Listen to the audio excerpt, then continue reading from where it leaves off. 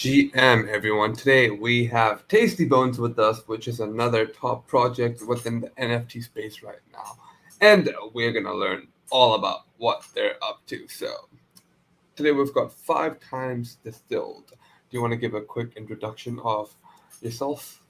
Yeah, absolutely. Yeah, thanks for having me on. It's a pleasure. We had an AMA with you on Twitter not so Yeah, long ago.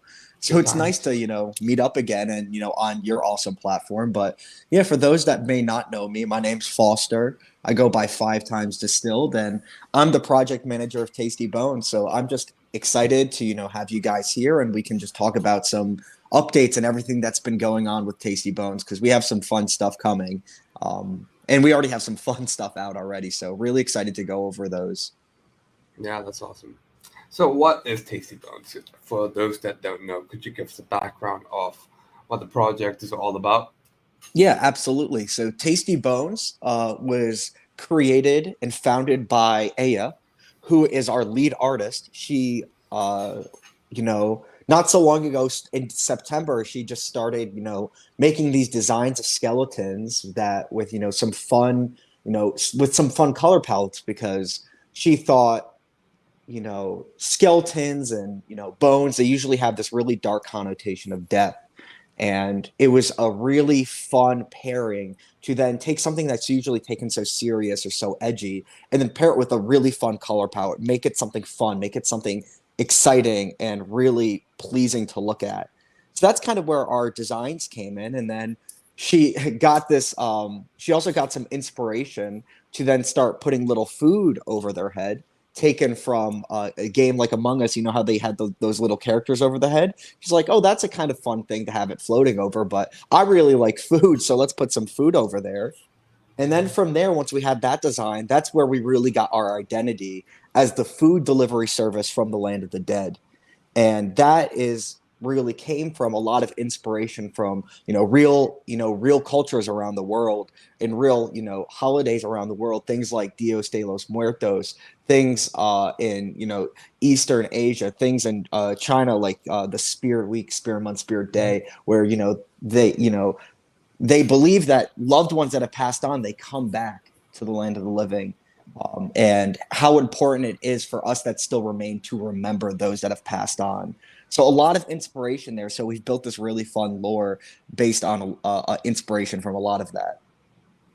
Yeah, that's awesome, and the art is amazing. I love that. I love that she put a unique touch to skeletons because you don't ever see skeletons that look joyful and like this. These are some awesome skeletons. I'm gonna stop rambling, but yeah, how big is the team of Tasty Bones right now? We actually have a pretty good sized team. So I can kind of go over everyone real quick. So there's me as the project manager. We have Dylan or Evac, who is our community manager. Then we have Royal Labs, who are our development team. And there's about 10 or 11 at Royal Labs. So that makes up of graphic designers, our Solidity developers, our web-based developers. Then we have an advisory board of 9 people, and that's made up of professionals in all different kinds of spaces, including former and current employees at Google, Walmart, Michaels, someone that's been in the fashion industry for 10 plus years. We have a doctor in behavioral economics who's helping us with our, game mechanics. We have someone who has specialized in marketing. We have 9 advisors that are very, very, specialized that have been helping us and helping us grow. Oh, and we have a legal advisor. Don't want to forget him. He's been very important as well. But I would say between all the teams and the mod staff, we have a team of about 30 to 35 people working on Tasty Bones. So, are you guys building a game? Yeah, we have a web-based game. Okay. So the way it works is around our lore, as I mentioned, that we have um we're the delivery service of the land of the dead. So what we've built is we have this little web portal that you go to tastybones.xyz, and once a week, yeah, you have the video actually playing perfect.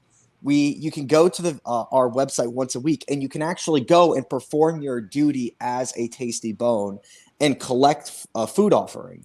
So as you can see in this video right now, you have all different types of tasty bones that you might have in your wallet. You choose which one you want to enter the land of the living with, and then you can search around the land of the living and go to one of these graves, and you can collect a food offering that's been left by someone for their loved one, for someone that's passed on to the land of the dead. So as you go through, you can select these graves. Different tasty bones can select different amounts of graves depending on their tier. And then you can select a food trait that you then want to actually update to your NFT. So it actually updates the metadata. It changes your NFT. It changes the rarity of your NFT. And as you can see, once it's refreshed, it will show up on OpenSea. It's now part of your NFT. And now the question is, well, what does that food trait actually do? So the food trait, as I mentioned, one can affect your rarity. I've seen someone that started with a rank 4,000 rarity. They got our most rare food trait and actually bumped it up all the way to a rank 400. So obviously a lot of value could be seen in that. But if somebody's rarity goes up, another's rarity must go down. So that's where we had to play this balancing act. And that's actually where our behavioral economics advisor came in, where we're balancing four different types of incentives for our holders to play with. One being rarity, two being T-bone allocation, which is going to be our token that we release in our phase two. So that's probably a couple months out. But that's going to give you expanded utility in this kind of food collection process and within our ecosystem. The third way that you can gain value is but through our achievement system. By collecting certain different traits and completing certain tasks, we're actually you'll be eligible to claim an ERC 1155 NFT for that achievement. And that NFT will have more utility down the road, where that will give you extra access to, our T-Bone Armory, which is going to be, the number one place where you can utilize T-Bone, our utility token, and give you further access for collecting those achievements. And then the final, and maybe my favorite value add that you can get for collecting food offerings, is our giveaway portal. So we've seen in the space, a lot of projects have utilized staking, where then you earn a token, then you use that token in a marketplace to either purchase allow list, merch, other stuff like that. So we kind of have our own special spin to that. We're collecting different food traits, and having maybe a pretzel, a banana, and a pizza will then allow you to spend those food traits and actually get the allow list. And the question is, why did we do it this way? And we actually think this is a much more fair way to distribute the rewards, because now you as a holder have to make the decision. What food traits? Yeah. So this is an example of our giveaway portal that's coming on. So if you can actually see that it says, that there are different of these food that are required, and it says how many of those prizes are left. So now you as a holder have to make a decision based on what food traits you have. Do I want to keep collecting them? Maybe wait for an allow list that I'm really excited for. Do I want to maybe just cash out? We have like ETH prizes, we have NFT prizes. You get to actually make a decision what you want with the prize and what you want to spend, those food traits on, what you want to work towards. Maybe you're one away and you want to collect a certain food trait to get that NFT that you really want. So this is a way where we give a lot more power in the hands of the holder, instead of them, depending on just some random RNG bot to decide that they want some random giveaway that maybe they're not even that interested in. So it's a really fun way to kind of even out this playing field. And even if you're a whale with multiple NFTs, maybe you don't collect the certain 3 NFTs you need for that prize. So it does kind of keep it equal between everyone. So that's kind of how our giveaway portal works in a nutshell. But this is kind of the bread and butter of Tasty Bones here. This really kind of cool reward marketplace that we're building. Cool. And this might be an ignorant question, but let's say you update the metadata. You can't go back, can you? Nope. Once it's updated, it's updated. So that's actually a question we've gotten a lot. And, that's kind of part of the game. A lot of this is based off of game theory and behavioral economics. There is a trade-off. So if you end up taking a less rare food trait and it hurts your rarity, that's what happens. But then again, that balances out. Maybe you'll get more T-bone allocated to you in phase 2. Maybe you will get access to different rewards. And that's part of the hard job for us. the point of this game is for everybody to continuously replace these food traits. So, somebody that's just increased their rank, 3,600 spots, like the example I mentioned, we need to make sure that we're putting in prizes in there that make them want to think. And, maybe they still want to hold on to it, but at least give them a tough choice. Do I want to hold on to this food trait, or do I want to put it back into the pool? Because there's only a limited supply of those super rare food traits. So it's one of those things where it's a balancing act. As a holder, there's many different play styles that you can try, but you get to choose how you get the most value out of it for you, rather than us saying this is the only way to get value out of it. Wow, that's a tough game. That's a tough game. I'm like, oh my god, this is a lot to digest. Uh, so you said that you can spend your food traits. Did I Correct. hear that correctly? Yes. So what are the benefits of spending your food trait instead of using it and updating your metadata? So yeah, so the way it works is every week you have the opportunity to update the metadata. So what only one food trait will ever show up on your NFT, and that's the one that's going to affect your rarity. But as you collect them, so once it updates the metadata, it goes into our database, and then it's tracked that you collected a banana. So by continuously collecting those food traits, you're basically building up a supply where maybe you see once a certain giveaway goes up that says, hey, you need these food traits. Since you've been collecting every week and maybe not caring about rarities so much, maybe you already have those food in your own personal activity and database that you can spend them. So just for example, say, we in the first 4 weeks, you've collected a pizza, a pineapple, a banana, and an apple, and maybe let's just say for argument's sake the pizza really increased your NFT rarity. So now it's week 4. Now what did I say the last one was? Now you just updated the apple, so the apple's the only one that's on your NFT, visually. But in our database we tracked all 4 of those.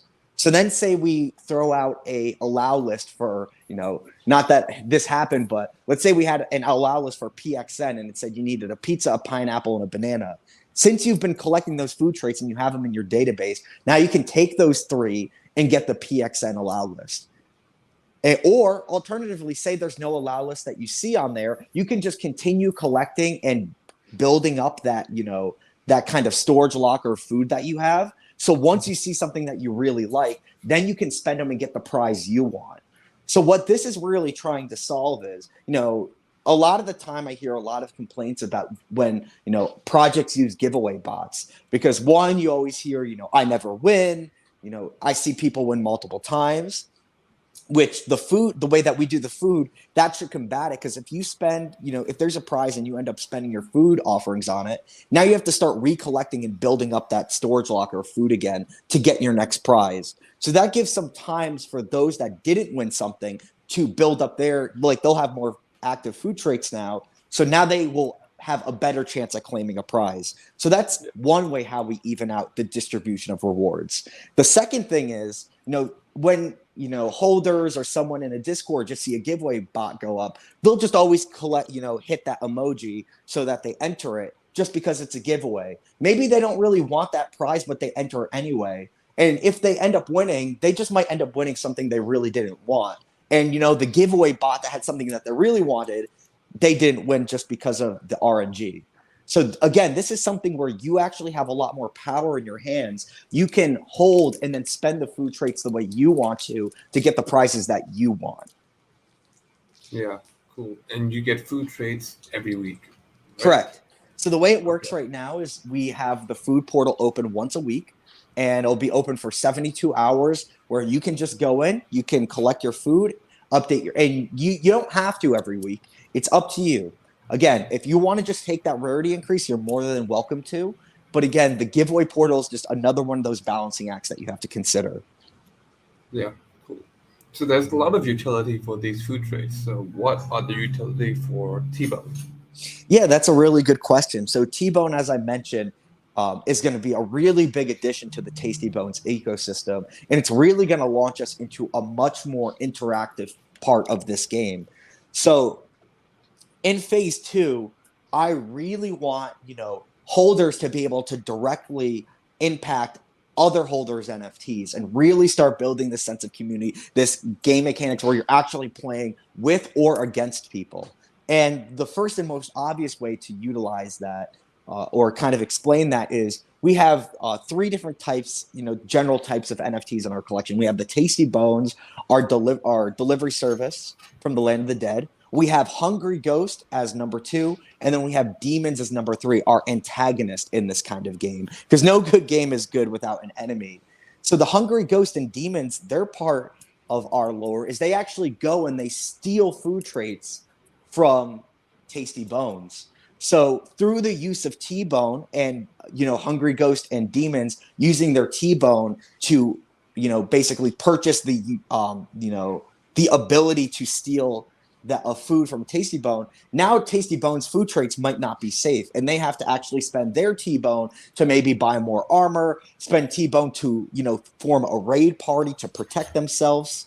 And the T-Bone is really going to just give access to more of this interactivity and give more options than just say, hey, you go to the food portal, you collect, and then you wait a week. So this food portal or the T-Bone token is just going to give a lot more kind of decisions that you can make in this game on how you want to play. Do you want to speed up your timer? Do you want to protect your rare food trait and buy a lot of armor and a lot of protection? Do you want to form raid parties to maybe get more rewards? For Demons and Hungry Ghosts, do you want to spend and gain abilities that make it easier for you to steal food traits and get more value to yourselves? So the T-Bone is really going to mediate that. We also plan on integrating T-Bone into this giveaway portal. And, the T-Bone then can also be used for other things in our ecosystem, whether it be secondary collections, merch, all that classic stuff. But that's not going to be the highlight. It's mostly going to be adding extra utility to Tasty Bones in this game that we're building. Yeah, and it looks like there's a lot of lore behind Tasty Bones, and I'm trying to connect the dots. Yeah, So the portal to the land of the living opened, and correct. then that's how the food offerings were created. Am I correct? So the food offerings are left by loved ones for those that have passed on. So they leave them at the graves of their loved ones, and the food or the portal allows the Tasty Bones to traverse between the land of the living and the land of the dead, so they can go and collect that food offering, then bring it back to the land of the dead and deliver it to those that have passed on. So that's kind of how the lore works. Okay, cool. And are you guys planning on expanding into other metaverses like the Sandbox or Decentraland? Yeah, we actually already have a partnership with Uninterested Unicorns, and they're building us a game and a social kind of area in Sandbox. So we already have that in the works. I actually saw the first preview of their team that sent us of 3D voxelated Tasty Bones, and I'm really excited about that. So we have already, announced an expansion into Sandbox, and then there's a couple other areas that we're also thinking about expanding into that have kind of are still in talks behind the scenes, but there's a couple that I'm really excited about. But yeah, metaverse integration is going to be so very important for 6 months, a year, 2 years down the road. So it's definitely things that the team has been exploring. Yeah. So will Tasty Bone holders also get VX characters, or are you guys not doing that yet? Yeah, so those VX characters that I just mentioned for the game, yes, they will be Okay. receiving a VX Tasty Bone. Okay. Cool. Okay. And are you able to share what experience you'll be building on the Sandbox? Yeah, absolutely. So right now, the way that I was told from their team, and it's actually great because Uninterested Unicorns, their team is directly partner with Sandbox, and they know like they have a lot of updates with them, so they can always be on the cutting edge of what they built.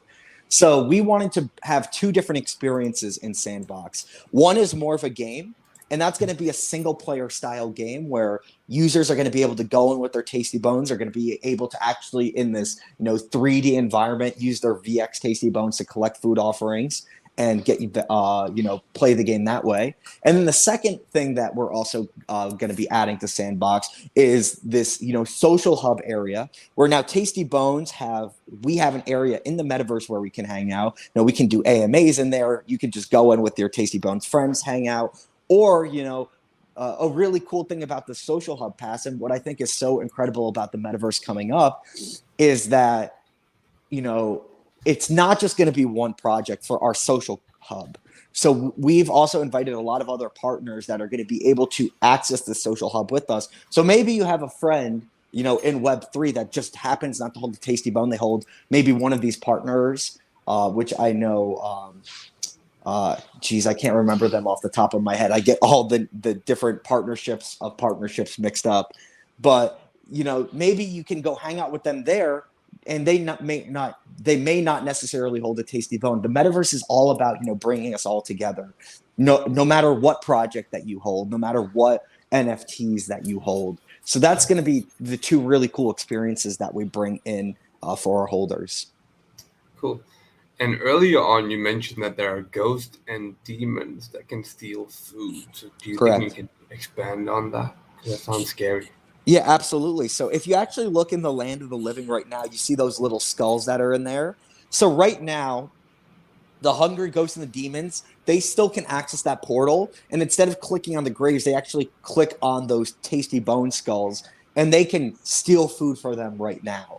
But the hungry ghost and demons are going to, it's really going to be exciting to be a holder of one of those NFTs when phase two comes out, because that's when you're actually going to be able to directly affect other tasty bones, where you can target, you can say, I'm going after this person, I'm going to steal from them, and it actually will hurt them. You can take T-bone from them, you can take their food traits from them. There's going to be some other really cool abilities, especially with the demons, which are one of ones.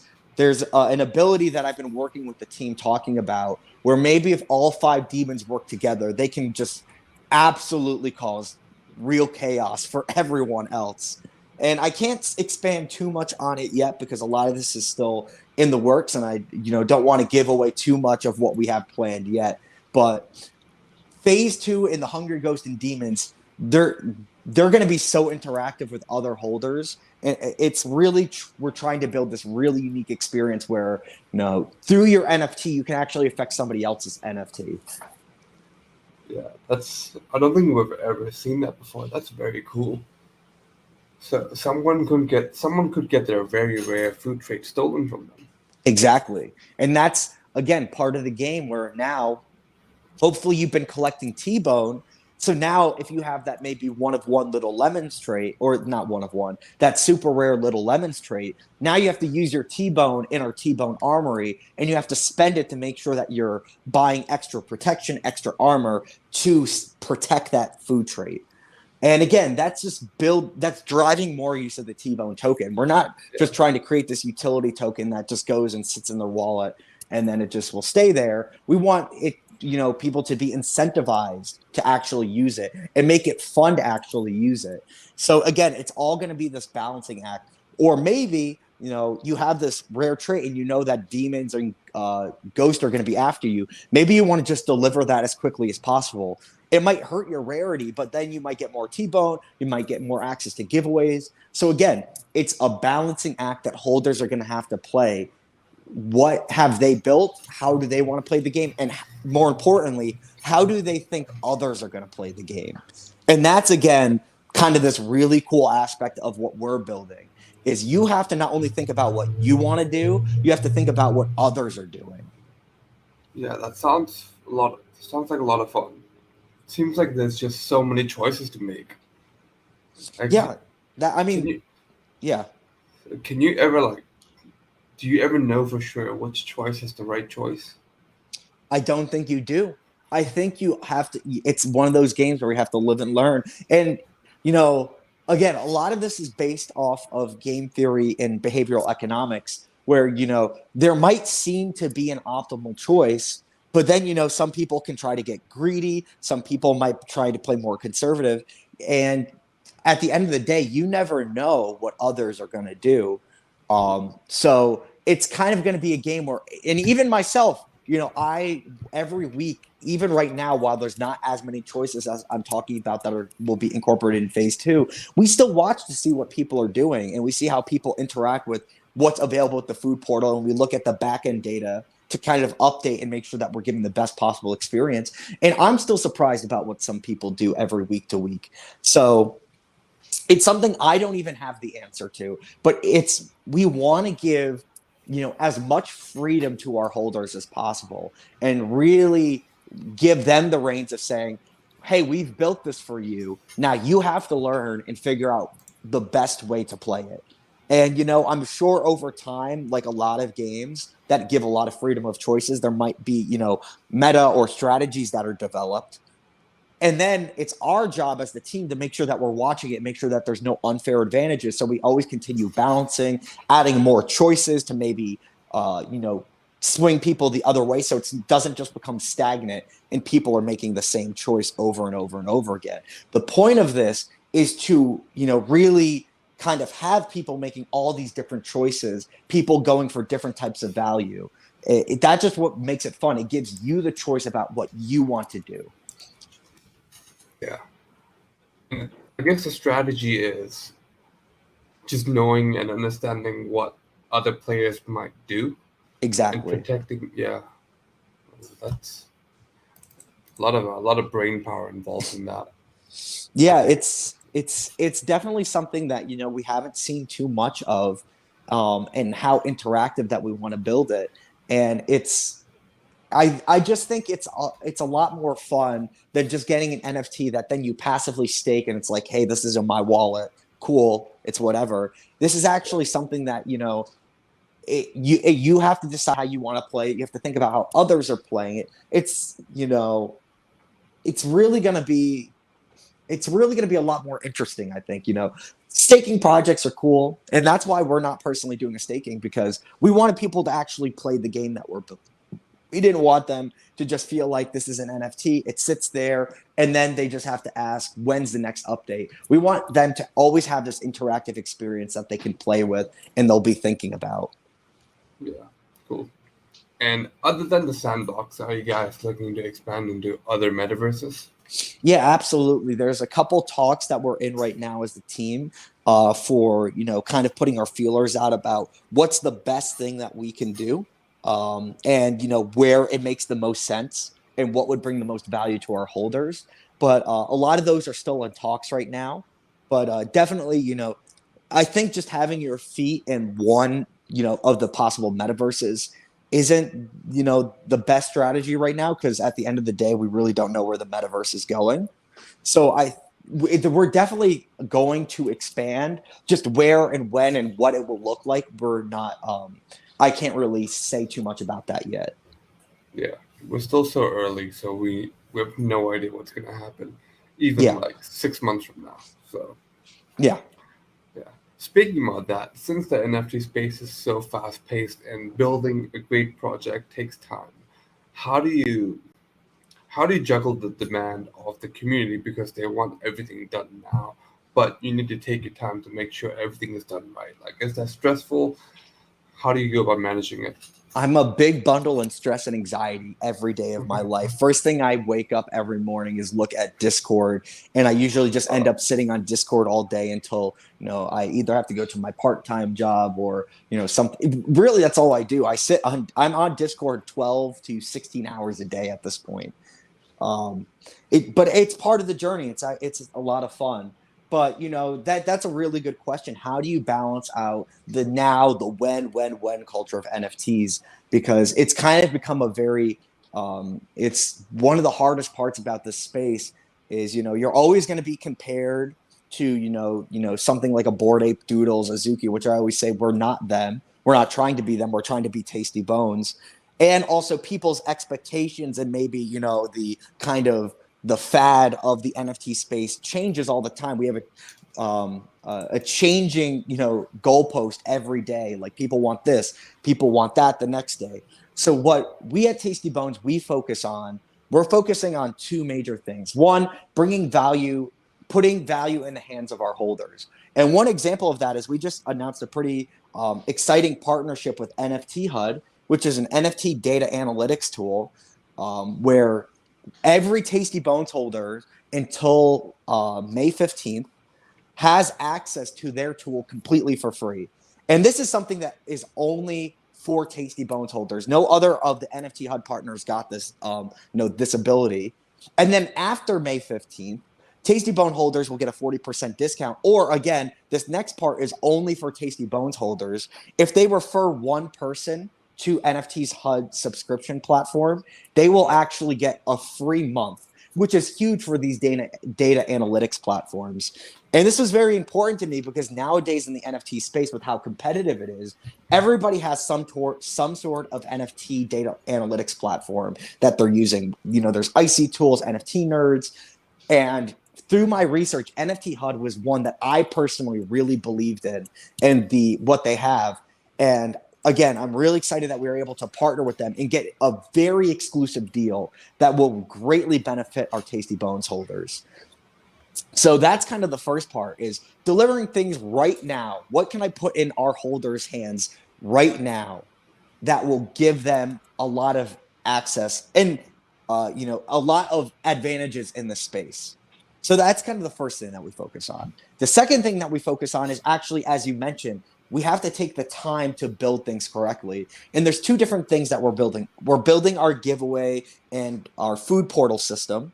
Every week we're updating it. We're adding new prizes. We're changing up the distributions of food traits that are available. We're obviously developing phase 2, our T-Bone token, all this extra interactivity, which again will take time. And then the second long-term sense is we're building out a brand. Because if you think of the biggest projects in the space, the Bored Ape Yacht Club, the Azukis, the Doodles, what they have done different than any other project is they've become more than just an NFT. They're an identity.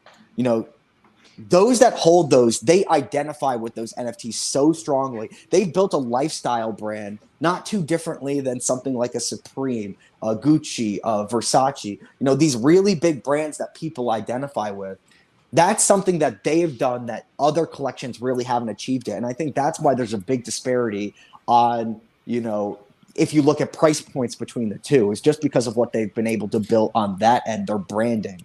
So that's something that we also focus on, and we're working on a lot of IRL partnerships and a lot of expansions of Tasty Bones, not only to give more value to our holders, but to get more people associating themselves with the Tasty Bones brand. And again, this is things that take time, and it's really difficult for me because I always get the when this, when that, why the floor here, why the floor there. And it's most important for myself and my team, which I said we have an extremely talented team of, workers that have worked at Google, Walmart, Michaels, other Fortune 500 companies, that I know we have the team to deliver this in the long term. So we just trust our vision, and we know if we build a strong foundation, we build out this branding, we build out this giveaway portal, and we're still delivering things on a more short-term basis to our holders, that will give us the ability to be here for the long term and continue growing Tasty Bones. Yeah, I feel like focusing on the short term, well, no, I know that focusing on the short term floor price is just going to be terrible for the project long term. There's going to be no direction, and you're constantly chasing pumps. And like you said, what people want in the NFT space is constantly changing from month to month. So, yeah.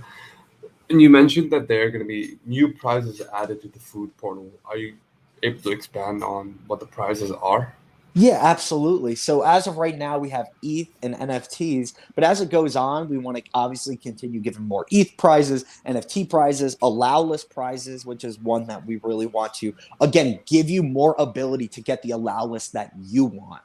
Another one is we have a community fund, and our forum is probably going to be out very shortly, where holders can actually then utilize the community funds, and they get to vote on what they want us to put in the reward portal. And, some things that I want to add in there, obviously, when we have more merchandise drops, we can have things like that. I think having IRL gift cards to things like an Uber Eats, DoorDash, Grubhub would be real. It would just be super fitting. We're the food delivery service from the land of the dead. So it makes sense to get some cutback from the food delivery service from the land of the living of Uber Eats, DoorDash, stuff like that. So there's going to be a mixture of, Web3 prizes, IRL prizes. And again, the community is going to have a lot of say of what actually goes in here. What do they want to play for? What do they want to compete against their fellow holders to try to win? Yeah. Like this thought just randomly came into my head. Tasty Bones ice cream shop. It's just very fitting. It's actually, we were talking to an ice cream shop a little bit in a little while ago. And we weren't able to come to a deal, but yeah, I can see like Tasty Bones ice cream flavors. We're food activations and IRL food activations is Yeah. something that we think is a huge area that Tasty Bones wants to get into. And I can't say too much more about that right now, Yeah. but yes, food is something that's been a lot on my mind of how to expand Tasty Bones. Yeah, that's gonna be fun because it's unique to you guys. So yeah. Um, what is the vision of Tasty Bones? Like, what do you guys want to accomplish in maybe 3 to 4 years? Yeah, that's a good question. And again, a lot of our sites has to be on this longer 1 to 3 to 5 year time frame. Again, just trying to focus and always trying to chase those fads is not an optimal strategy, I believe. So that's why again we're thinking about in a year we want to have our full interactivity of phase 2 out. We want to have built this ecosystem where holders really get this interactive experience. They get to really build their relationships with community members by either forming these raid parties together to get more prizes, or they build maybe a different kind of relationship, kind of that frenemy relationship, because they might have a hungry ghost and now you have to be like, well, you're not going to get me this next week, but uh we want to build fun relationships between the community throughout that interactivity within that first year. And Hmm. then with looking at 2 to 3 to 5 years, where Tasty Bones really can expand is again a lot more of these IRL activations and brand building. Tasty Bones cons, Tasty Bones food activations, hell, a Tasty Bones restaurant or restaurant chain or something like that, I think would be so incredibly cool. Make it something where if I were to walk on the street, somebody might have never, they don't even know what an NFT is, and I'm wearing my Tasty Bones sweatshirt. They might be like, "Oh, is that a Tasty Bones thing?" And I'm just like, "Yes, it is." I want the recognition for Tasty Bones all over the world. Not just in Web3. And that's kind of the really big 3 to 5 year expansions that we want. If people go up to the street right now, they don't know what NFTs are, but they probably know what Bored Ape is because of all the celebrities that have gotten it, all the talk behind them. That's kind of the long-term vision that we would want, is how they've built it out and how they get people talking about them. So that's kind of our long-term goals. And that happens through a lot of IRL activations and obviously still doing our due diligence within Web3. Yeah, I feel like the Tasty Bones brand, it could be very strong because the art is just phenomenal, and even the name Tasty Bones is just like it's just a great name. It's very memorable, and Mm-hmm. yeah, it's unique. Yeah, again, full credit to Aya for both of those. She's fully behind the art. She came up with the name. I'm just here. I'm just the monkey that goes on the screens and talks in the AMAs. I do a lot of work behind the scenes, but again, she deserves so much credit. She did such an amazing job with everything. She's been such an amazing friend in helping me lead this vision. And I'm also super grateful for her for giving me this position because I'm in this place where she actually reached out to me for to be the project manager. So, I'm extremely grateful to her, and I'm just extremely, privileged that I get to work with such an amazing person in this space. I mean, you spend 12 to 16 hours on Discord, so I think your job is equally as hard. That's a lot of hours on Discord. Well, it's also just a lot of phone calls and a lot of emails, but hey, it's part of the fun. It's part of the journey. And, Yeah, I think for what we're building, I like, at the end of the day, here's something that you asked where I see this, down 5 years down the road. I know no matter what happens, the way that we've been building it with the friends I've made and the team that we have to actually deliver on what of everything I've been saying, I know I'm going to be proud of this 5 years down the road because we're trying to do this the right way. We're not trying yeah, to chase fads. We're not trying to take shortcuts. We're trying to build something that's going to, again, hopefully be bigger than just this initial NFT collection that we launched. yeah. It's an awesome mindset. And for my last question, are there any other NFT projects in the space that inspires you? Like maybe you look at them and they're like, you look at them and you say to yourself, "That's cool. Maybe we can implement that into Tasty Bones in our Mhm. own way." Yeah, absolutely. There's a handful of projects, and I've done a lot of research as we were coming up with the utility and kind of how that we wanted to build this out. Obviously, you always got to give a shout out to the big three. The Bored Apes, the Azukis, the Doodles that have proven themselves time and time again. There's obviously maybe not for how we go about doing things in Web3, but their attitude and how they go about building their philosophies on like what's the right way to do things all the time under promising and over delivering. They have mastered the craft of that. But then there's a lot of smaller projects. Big shout out to the project that I came from, Approving Corgis, that taught me how to be on a team. And disclaimer here, on the community manager over there still, but they watching the council and the core team at Approving Corgis, a project that struggled, a project that didn't mint out, still hasn't mint out, but has been able to survive 6 months in this space not minting out, is, that is something that's really incredible. And I think it really goes, it goes undersaid how just difficult that is and how much motivation you need to continue building when you're struggling like that. So I want to give a big shout out to the entire Proving Corgis team, just because I really love that project. I know they're getting close. They're 7,000 out of 9,000. So they're getting really close. But they've taught me, so much about this space and taught me how to run a project. And, so much credit to them. There's a lot of other projects that I've taken inspiration from. Doge Pound, which I believe the way that they've built it up, how they went from the Doge Pound to Doge Pound Studios, how they're trying to evolve more than just that initial collection. Even through all their struggles, they continue building. And I've actually had the privilege to talk to that team now, where I just know that they're a group of people that have are doing this the right way. They're a project that I really like. The Boss Beauties team, I have really good friends over there that I think, just the way they operate themselves is great. Now I'm just shouting out my friends at this point. But, I really did a lot of research before launching this project. And, I like to think I took bits and pieces from everywhere, both on, the business strategies behind the scenes. How do you want to build this up? How do you want to grow this in the long term? How do you want to evolve Tasty Bones? But then also how to be a team member, like what's the kind of utility that I think will really distinguish itself in Web3. Which again, through my research, I never really saw something as interactive as the goals that we have to build. And again, that was just all from doing research on many, many different projects. But there's a lot of really great people in the space. And for those listening, I recommend just continue learning, just continue, even if you're not invested in a project, just continue looking into different projects to see what they're building, what they're doing. And maybe that will help you learn more about the space and what you want to take out of Web3. Yeah, definitely.